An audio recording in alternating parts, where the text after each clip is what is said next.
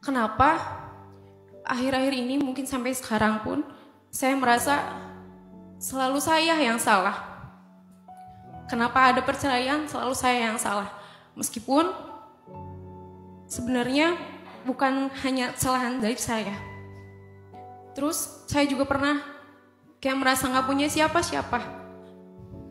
Anak-anak terlantar, salah saya gitu. Gimana caranya biar saya menghilangkan rasa selalu salah saya gitu, Tad. Bersalah itu adalah takdir manusia. Jadi nggak perlu heran ketika kita bersalah dan disalahkan. Dan jangan pernah berharap untuk tidak pernah salah.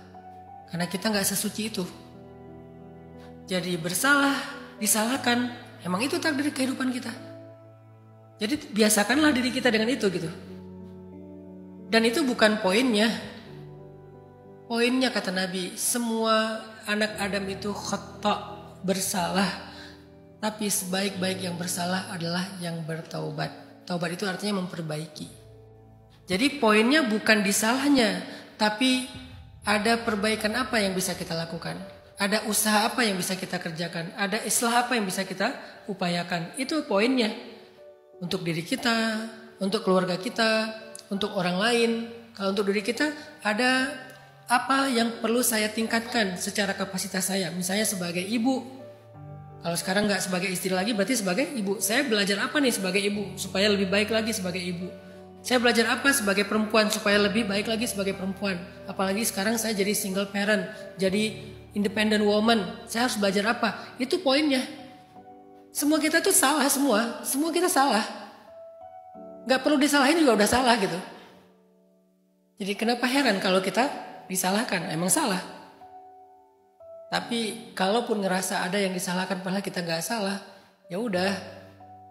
Itu gak akan merubah apapun. Yang merubah itu adalah sikap kita mau ngapain sekarang. Penilaian orang tidak merubah apapun. Yang merubah itu adalah pilihan sikap kita. Mau ngapain sekarang? Apakah mau meratapi kesalahan kalau kita emang salah? Atau mau mengeluhkan tuduhan-tuduhan kalau itu bukan kesalahan kita, cuman fitnah aja? Padahal itu semua tidak merubah apapun. Meratapi kesalahan kita di masa lalu tidak merubah apapun. Mengeluhkan ucapan-ucapan orang tentang kita juga tidak merubah apapun. Yang merubah sesuatu itu sekecil apapun adalah sikap kita, langkah kita, keputusan kita. Itulah yang membuat perubahan.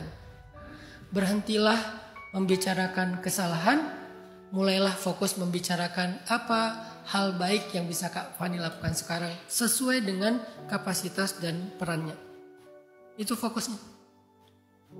Tapi saya masih terus disalahkan, gak merubah apapun. Kalau kita gak kuat menahan itu, kita akan larut dalam omongan orang. Kita hidupnya itu di antara pembicaraan orang, bukan dalam kehidupan kita sendiri. Karena manusia pada dasarnya itu iri dengki. Kita udah sebaik apapun, ada aja kurangnya di mata dia kan. Terus kapan coba kita dapat kepuasan dia? Sedangkan kata para ulama, mencari ridho manusia itu seperti mencari sesuatu yang gak akan pernah diraih. Ngapain kita cari ridho mereka? Kita lakukan apa yang menjadi kewajiban kita, yang menjadi kebaikan menurut kita. Mereka ridho gak ridho itu urusan orang lain. Urusan saya sudah menjalankan kewajiban saya sudah menjadi seseorang yang terbaik versi saya, semampu saya. Tapi jangan cari excuse dengan narasi ini. Kita tidak mencari excuse, kita sedang fokus menjadi yang terbaik versi kita. Kalau excuse apa? Kita gak berbuat apa-apa. Aku memang orang kayak gini, terserah orang mau ngomong apa. Itu mah excuse. Tapi kita pengen jadi terbaik versi kita dan gak peduli dengan kalau orang masih saja ngelihat kita dengan sinis atau sebelah mata.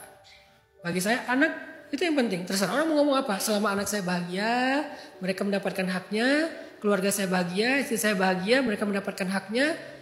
Mereka menunggu saya pulang. Ketika saya di rumah mereka merasa nyaman. Ketika saya pergi mereka mengantarkan. Mereka mendoakan. Mereka suka nanya udah siapin berbuka apa segala macam. Ya udah. Artinya saya sudah menjalankan peran saya sebagai suami, sebagai ayah. Orang mau ngomong apa, saya sudah menjalankan peran saya sebagai ustadz, sebagai dai, sebagai programmer. Orang mau ngomong apa, dan seterusnya. Itulah kita. Apakah kita sempurna? Sama sekali enggak. Apakah kita ada salah? Banyak. Maka biasakanlah diri kita kalau bersalah dan disalahkan. Tapi bukan berarti boleh berbuat salah, bukan. Artinya jangan larut dalam rasa bersalah.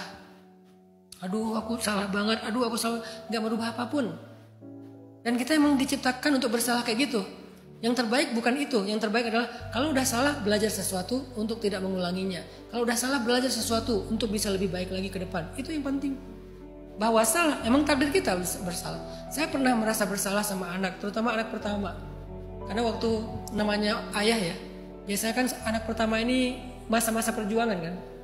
Masih merintis usaha, waktunya sedikit, jarang di rumah. Saya ngerasa banget kalau Yahya Ertugrul itu kayak sering saya antar sekolah. Dulu Aisyah jarang saya antar sekolah. Kenapa? Masih sibuk. Namanya juga masih merintis usaha. Sehingga tiba-tiba Aisyah udah SMP. Tiba-tiba Aisyah udah SMA. Aduh, udah lewat nih golden age-nya Aisyah. Aduh, saya nyesel banget. Aduh, ada utang pengasuhan, ada utang parenting, fatherhood. Terus apakah saya akan menangisi masa lalu? Enggak. Tugas saya sekarang membayar itu. Apa yang saya bisa lakukan di masa dia remaja. Jadilah supporting system terbaik buat dia. Sampai berkali-kali saya tanya, Kak udah kebayar belum utang Baba? Baba gak punya utang. Pasti jawabannya kayak gitu kan. Baba gak punya utang kok ke aku. Tapi Baba merasa berhutang sama kamu Kak. Kita curhat, deep talk malam-malam. Sampai dia tulis surat pas ulang tahun saya. Dia bilang saya adalah pahlawan dalam hidupnya. Baru saya ngerasa puas. Itu kan sikap kita kan. Coba kalau saya cuma menangisi masa lalu. Dulu ketika Aisyah masih umur 2 tahun, saya jarang ngurus dia. Ketika dia TK, saya gak nganterin dia sekolah. Ketika dia perform, saya gak nonton dia karena saya keluar kota waktu itu. Kenapa? Performnya selalu weekend. Weekend saya keluar kota. Jadi jarang nonton anak perform.